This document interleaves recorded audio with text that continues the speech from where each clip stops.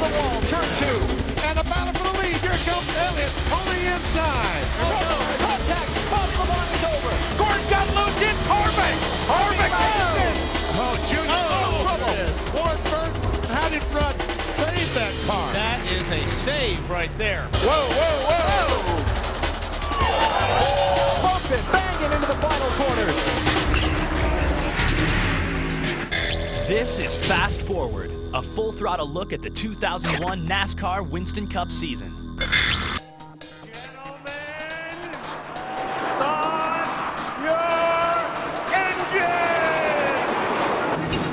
Race fans have waited all winter for this. Race teams have worked many, many months for this moment. To start the Daytona 500. Terry Bradshaw waves the green flag. We're racing. The 2001 NASCAR Winston Cup season held great promise as the premier event in Daytona Beach kicked off. With new NASCAR rules and aerodynamic changes, the field was tight, resulting in 49 different lead changes, making it the most competitive Daytona 500 in history. Look at them, 3 by 3 by 3 by 3. At 190 miles an hour. Martin squeezes to the middle. Michael went from the third lane all the way to the bottom, now back to the second lane. Do that on the highway, you get arrested. Michael Waltrip leads the Daytona 500, but he's never won a Sunday Winston Cup race. I believe Dale Jr. and Dale Sr. both are doing all they can to help Michael make that happen. To the flag. Come on, Mikey, you got it, man. You got it. You got it. You got it. You got it. Mikey! Yes!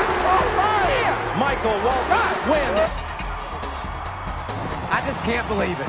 It hasn't sunk in yet. I know I would have never won without Dale Jr., so he has to get half the credit.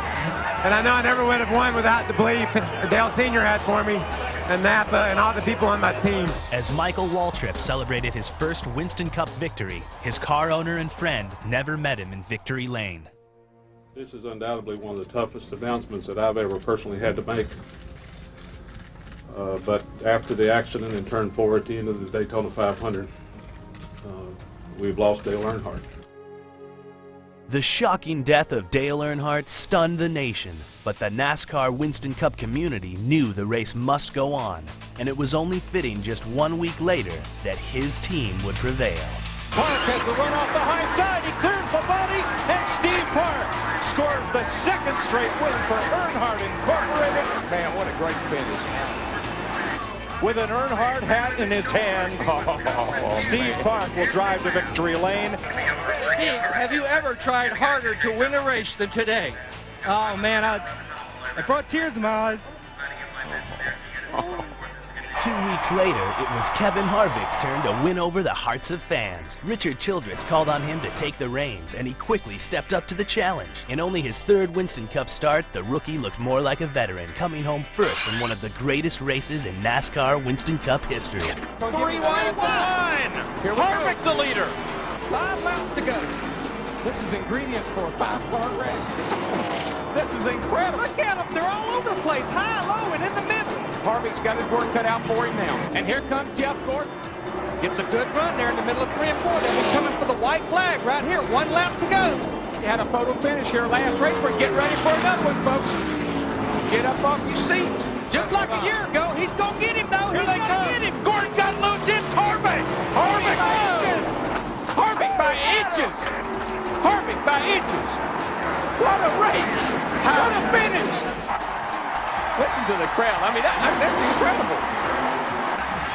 Folks, this is Dale Earnhardt's car and team. And Kevin Harvick, the young man Richard Childress tapped, is doing a John Force down the front straightaway. I'm just thrilled. I kept praying for Dale to help us. He did.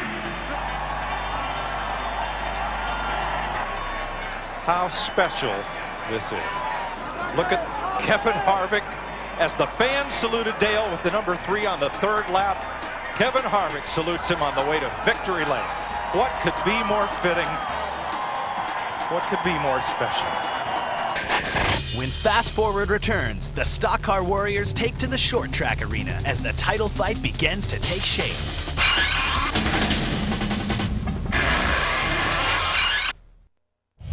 Winston went to the future and brought something back. New Winston Evo Flask. the newest cigarette innovation from Winston. The next level of flavor and smoothness. Winston Evo Flask comes in 2 styles. Evolved Light Blend. Evolved Rich Blend. 100% first cut tobacco. No additives. No reprocessed sheet tobacco made from scraps. Because there's no bull in our smokes, we have to use better tasting tobacco. We didn't just think outside the box, we reinvented the box. Crush proof. Water resistant. Curve to fit your pocket. Evo. Smoke one and you'll know why they don't come in an ordinary box. New Evo Flask. No boundaries, no bull. Surgeon General's warning. Quitting smoking now greatly reduces serious risks to your health. No additives in our tobacco does not mean a safer cigarette.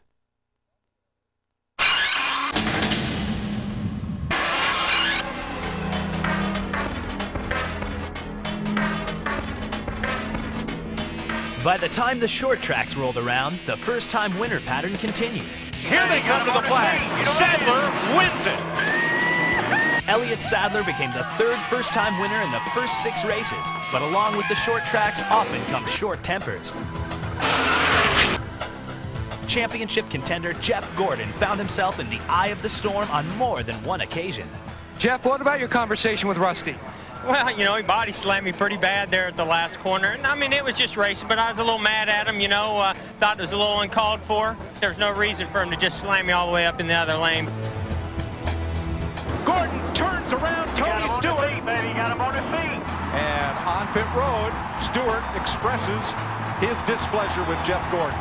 Lost in the commotion was the 1999 Winston Cup Series champ Dale Jarrett. He became the year's first repeat winner and took the honors at Darlington, Texas, and Martinsville. Jarrett found himself 123 points ahead of Jeff Gordon in the title race, but he, like many drivers, felt a little apprehensive about racing at the world's fastest super speedway. 28 of these cars are on the lead lap, and there's probably 28 of them that could win this race. And once the white flag comes out, all bets are off. Hamilton, Stewart, and then 3 wide behind them. If he'll protect the bottom, I don't believe that can beat him. He goes to the bottom here off turn 4. Nice block. Time to pop it, baby. 5 wide behind them for the last time through. Hamilton wins it. Stewart is second, and they are 4 abreast for third. I believe Kurt Busch got it. I never saw anything like that in my life. I never saw that many cars come across the line that close together. Thank God we had a great day and a great race. That final lap excitement was matched on the first lap in the Winston. Pace cars in, fans are on their feet. Here we go for NASCAR's All-Star Race. The 17th annual running of the Winston gets the green flag. Oh, the car's sideways. All the cars are loose down in the corner. The track is wet. It's Gordon, Michael Walsh, Kevin 29 car. All these cars are wrecking because I believe it might be raining down there. Unbelievable. And the rain is coming even harder. Oh, for Pete's sake. What a way to start this event. They waved the green flag, the sky opened up, and now it's pretty well pouring here in Concord. So now we are going to start, not restart, but we are going to try to start this race for the second time tonight. And the 4 cars that were damaged in the not quite lap 1 accident will start to the rear. My old backup car is a lot better than anybody else's regular old car. Jeff Gordon trying to become the second 3-time winner of the Winston. Jeff Gordon is again a champion of NASCAR's All-Star Night. By early June, the Cup boys crashed the party at Dover.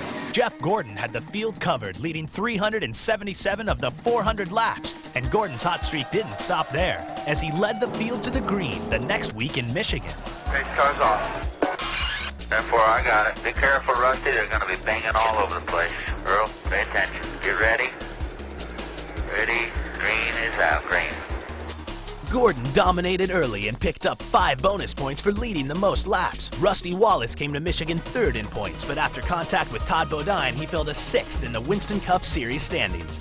You can believe it. I just got nailed in the middle of that straightaway. let's get the right sides on it, guys. Let's see what we got here. Watch the caution car, Earl. Get the right sides on it. Get this thing going. I ain't believing this. Who the hell was that? It was 66 that hit you. Late in the race, it came down to a duel between Gordon and Rudd, a foreshadowing of the players in the title fight. That might be his fault. All right, Ricky, come on, buddy. 1 lap to go. And they're side by side at the start-finish line. Rudd with a car length advantage. Get up in front of him. You got to get in front of him. You can't let him come back on the outside. Oh, Rudd's coming back. Here he comes. He's going down to the bottom. Gordon to block, and Gordon to win. He holds off Ricky Rudd. Wow. The Michigan win was Gordon's second straight series victory. As the series moved to Pocono, Gordon again led the most laps. Dale Jarrett found himself leading late in the race, but in front of him, 1 lap down, was Dale Jr. He held up DJ just enough to allow Ricky Rudd to make his move. Ricky Rudd down on the inside. Is he going to make it? Yes, he is. Rudd scored his 21st career win and jumped to 3rd behind Gordon and Jarrett in the race for the Winston Cup title. Next, Dale Earnhardt Jr. finds redemption in Daytona.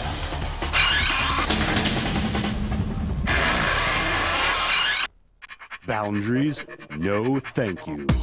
Introducing No Boundaries, No Bull. 5 ways to experience life without boundaries. Boundary 1, speed. Stock Car Racing School. 2 days, Daytona Motor Speedway. Experience 600 horsepower of quantum smooth racing machine. Driving will never feel the same again. Boundary 2, centrifugal force. Motorcycle Racing School. 2 days, Sears Point Raceway, California. Find your limit, then blow past it. This is a high RPM trip to the edge. Boundary 3, ocean surface. Offshore rockets. 2 days, South Florida coast. Experience the thrust of 2,700 horsepower as you rocket across the ocean surface. Boundary 4, gravity. MiG flight. 6 days, Moscow. Travel to the edge of space where the sky is blue below and black above.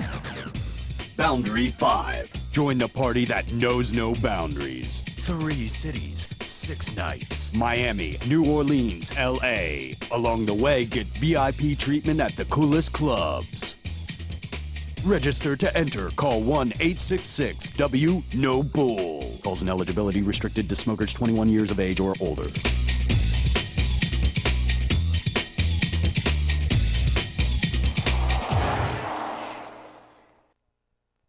Surgeon General's warning. Quitting smoking now greatly reduces serious risks to your health. No additives in our tobacco does not mean a safer cigarette.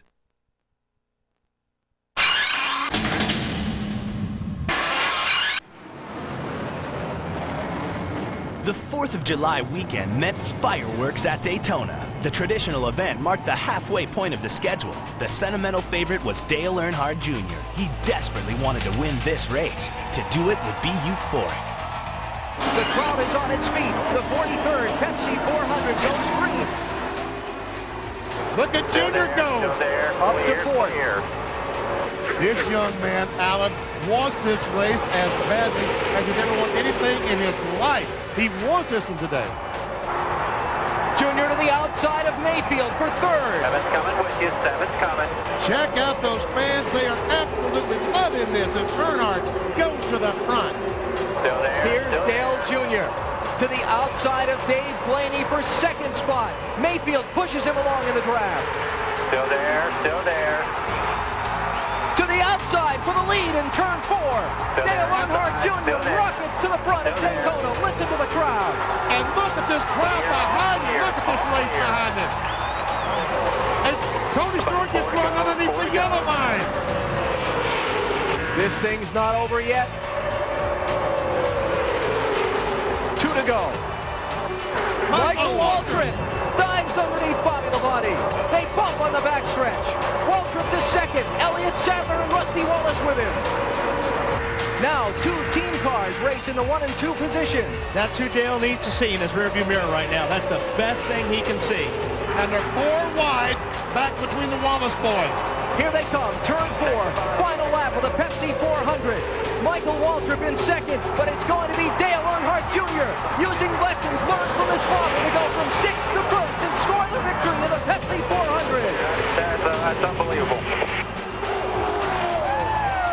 think there's anybody here that didn't want to see that. I am speechless. All right, Mikey. You celebrate too. You never got to celebrate your win in February. You celebrate now. Man, that's just so cool. Storybook ending. Oh, this is great. You know when your dad got his first win at Daytona? His first Winston Cup points win came 11 years ago today, July 7th, 1990. Special. I dedicate this win to him. He was with me tonight. I don't know how I did it. But he was there, and Michael helped me. I guess we're even now. I just wanted Dale Jr. to win so bad, and I wanted to be a part of it. I didn't want to finish 10th or 12th, and I stayed committed. I wasn't about to bail out on him. After 18 races, no one had a firm grip on the Winston Cup trophy. In fact, Gordon and Jarrett were tied as the series hit the New Hampshire Mile. It is Jarrett trying to close in what he lost to Ricky Rudd on the restart. Look at him, eat him up. Here comes Jarrett. 4 laps to go. The teammates banging together. And here comes Jeff Gordon. He's on the inside of Rudd. Rudd tries to close the door. All clear, no pressure, no pressure, no pressure. Dale Jarrett's out in Clear front. by 5 on 24. Gordon to second. Rudd back to third. The boys, who were first, second, and third in points, finished first, second, and third in the race. With Gordon leading the most laps and finishing behind Jarrett, it meant they were once again tied. The defending Winston Cup champions struggled in the early part of the season. While Jarrett and Gordon could do no wrong, Labonte's team couldn't catch a break. Still there. Oh, there you go. Come down, come on down, come on down. Clear. There, we got trouble. Our leader, Bobby Labonte. What a dismal season the Winston Cup champion is having. Labonte slides across the infield grass toward the start-finish line. Boy, it's not been the kind of championship defense that Bobby Labonte was expecting. And here's Bobby Labonte on pit road with the hood up. It was during the second trip to Pocono where both DJ and Bobby's luck started to change. Junior ducks low. Labonte's got the outside lane as they head for turn 3. Bobby's got the run to the outside. They squeeze. Labonte takes the lead. 2 laps to go.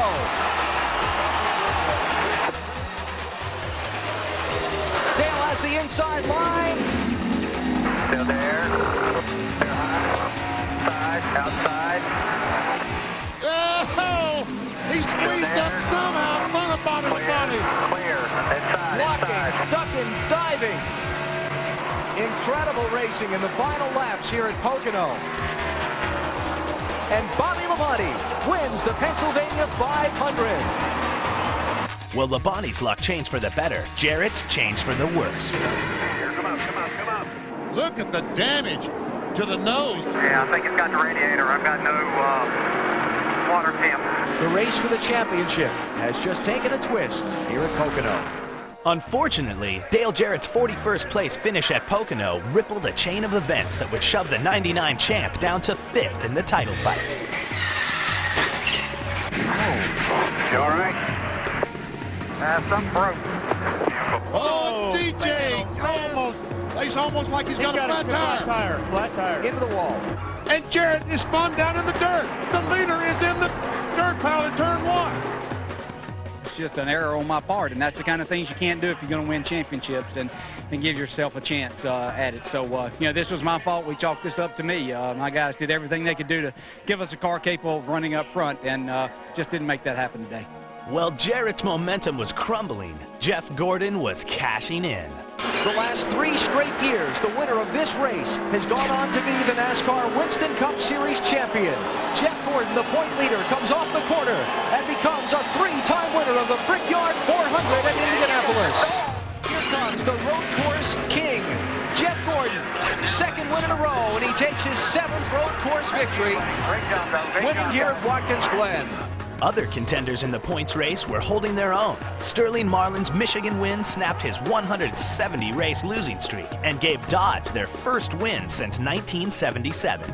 At Bristol, Tony Stewart racked up his 3rd win of the year, never losing sight of the championship chase. However, on a few occasions, he did lose his patience. For those people that had any doubts and thought that I was putting everybody in danger, you're a bunch of idiots, because I was the fastest car on the racetrack at the end. Now we got to be politicians, we got to be race promoters and everything else. So it used to be, you just used to be able to get in the car and race and not have to worry about all this BS. At Richmond, things started to tighten up. Oh, contact. Gordon's in the wall. The championship leader in the wall early at Richmond. With Gordon sidelined, it allowed his followers to eat up a third of his Winston Cup points lead, an opportunity Ricky Rudd was not about to let slip away. How did Rudd save that car? That is a save right there. We've seen Harvick slip, we've seen Rudd slip, we've seen Wallace slip. He got the bumper. Here comes Rudd, the bump and run. Rudd goes back to the lead with 5 to go. And it's going to be a big night in the championship for Ricky Rudd. Checkered flag is up. Rudd wins the Chevy Monte Carlo 400 at Richmond. How did you save that car? Well, I'm just so daggone good. No, I'm going to be real honest. I haven't got a clue. The good Lord must have steered it straight because I didn't have much to do with it. Following September 11th, America's fastest sport deemed it appropriate to slow down and postpone the next week's event in Loudon. Race 27 would now be held at Dover. Fans, crews, and drivers showed their patriotism, celebrating something more important than racing, their country. Well, the hearts and prayers of NASCAR fans and NASCAR teams reach out to a nation that is still recovering. We mourn your loss. We salute your heroes. We will race, but we will never forget. The American and checkered flags out at Dover. Earnhardt Jr. wins. Tony Sr., heck of a job. Hey, where's that big American flag at? For these race fans, it doesn't get much better than this. And Earnhardt carrying the American flag around the racetrack after winning. Dale Jr. grabbed another popular win, but he couldn't get his arms around the new Kansas Speedway, and he wasn't alone. There's caution on the racetrack. Car in the wall. It's Dale Jarrett. Into the outside wall. Caution's out. DJ picked up another DNF, and Gordon picked up one more inaugural victory. He wanted Indianapolis in the first race there. He wanted California the first race there. Here he comes to the checkered flag. Gordon wins in Kansas City. The Winston No Bull $1 million bonus was up for grabs for the final time in 2001. Earlier in the year, Jeff Gordon banked the money in Vegas. But at Talladega, anything goes. What drama here at Talladega. Stewart with the run to the inside. Inside, he's there. 3 wide up front. Coming to 5 to go. Please don't anybody make a mistake. And 3 wide behind you. All 30 cars on the lead lap in a big pack. This is unbelievable. The white flag is up. Final lap in Talladega. Who's it going to be? Labonte, Earnhardt Jr., Stewart, or maybe somebody out of the pack. Look at this move by Jr. at the white flag. Labonte blocks Bobby Hamilton. Cannot believe it. Contact. Bobby Labonte's over. It's the big wreck on the final lap. They're racing back for the win. Dale Earnhardt Jr. has won the $1 million bonus here at Talladega. Dale Earnhardt Jr. in victory lane here at Talladega. $1 million for him, and the No Bull bonus pays off again. Junior's Talladega win secured him 7th in points. Ricky Rudd's chance of capturing his first Winston Cup title ended in sight, but just out of reach. Ricky Rudd trying to make it around to the finish line. And Ricky Rudd did not make it. Not gonna make it. He lost 68 points to Gordon, putting him almost 400 points behind with just 5 races remaining. Coming up, more surprise winners and the crowning of the 2001 Winston Cup champion.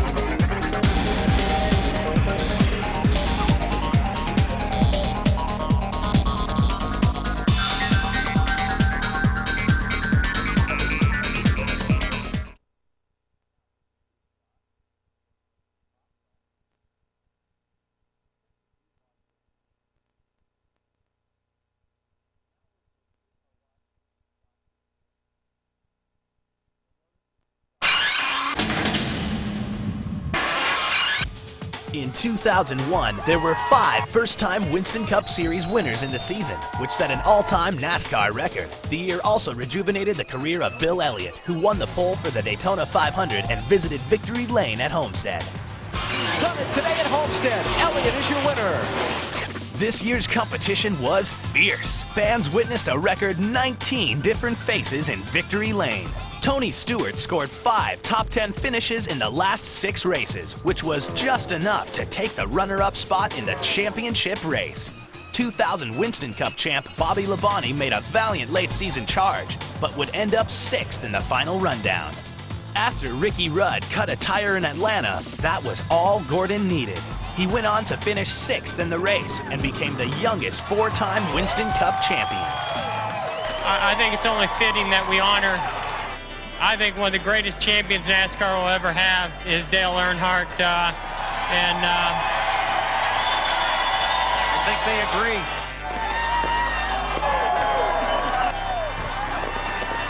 "2001 will be remembered as a year of tragedy and triumph.